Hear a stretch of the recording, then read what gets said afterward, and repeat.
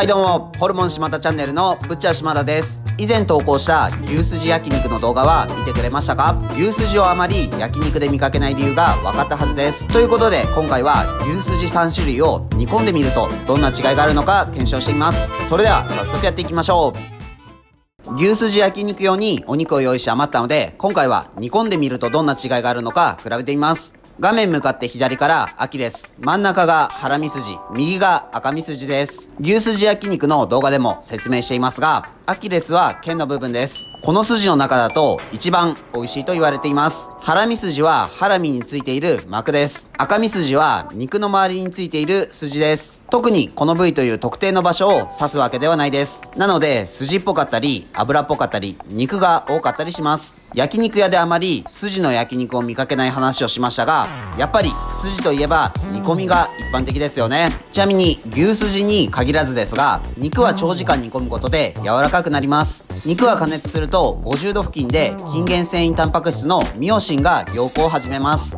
55度くらいから今度は筋形質タンパク質が凝固を始めます。肉内部の温度が60度くらいになると筋原繊維タンパク質と筋形質タンパク質が凝固します。65度を超えるとさらに収縮は加速し、70度くらいになると結合組織タンパク質のコラーゲンがゼラチン化を始めます。その後長時間加熱することでゼラチン化が進み、肉全体が緩んでほぐれやすくなります。なので煮込む場合はある程度ふつふつした状態で75度以上の温度で長時間煮込むことで肉が柔らかくなります。最近流行りの低温調理はこの仕組みを利用して50度から66度くらいの範囲で調理し、ミオシンだけを変性させて硬くなるのを最小限に抑え、柔らかく美味しく仕上げます。それでは各筋を適当な大きさにカットします。カットし終わったらアクを取りながら鍋で一度30分くらい下茹でします。下茹でが終わったらお湯を捨てて軽く全体を洗って再度新しいお湯で2時間くらい煮込みます。生姜とネギも加えて煮込んでいきます。次に大根の皮を剥いて厚めのイチョウ切りにします。こんにゃくは少し小さめに食べやすくカットします。大根とこんにゃくを入れてさらに1時間くらい煮込んでいきます。砂糖、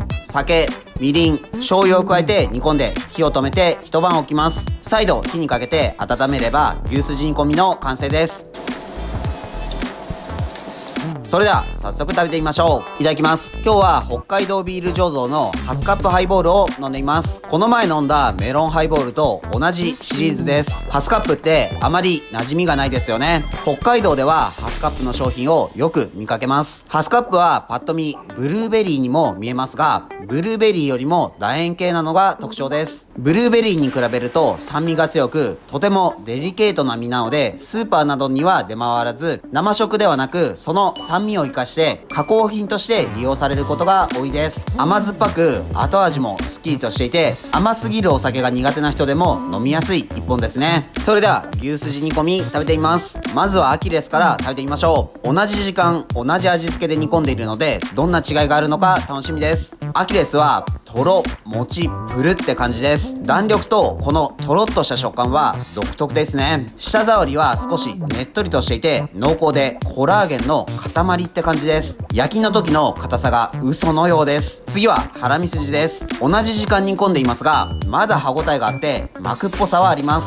焼きの時は噛み切れなかったけど普通に歯が通るくらい柔らかいです。次は赤身筋を食べてみましょう。肉っぽさとコラーゲンの感じのバランスがいいですね。肉もしっかりと煮込むことでほぐれる柔らかさで味が染みています。すべて食べてみましたが個人的に一番好きなのはアキレスです。このとろっと食感は他では表現できないです。柔らかさ的にはアキレス、赤身筋、ハラミ筋の順番です。焼肉だと食べづらい部位ですが、しっかりと調理方法を変えてあげればかなり印象が変わります。筋肉は味付けをしない状態で煮込んで小分けにして冷凍しておくと使い勝手がいいのでまとめて煮込むと便利です。今日も美味しかったです。ごちそうさまでした。はい、本日の動画は以上です。最後までご視聴ありがとうございます。牛すじ煮込みの違いいかがでしたか？牛、豚、鶏の肉を煮込んでみるとか、それぞれの違いを見るのも面白そうです。自分たちは群馬県前橋市と高崎市でホルモン島田というホルモン屋をやっています。群馬には美味しいお肉を食べられるお店がたくさんあるので、もし群馬に来た際はいろいろ探してみてください。この動画がいいなと思いましたらチャンネル登録、高評価よろしくお願いします。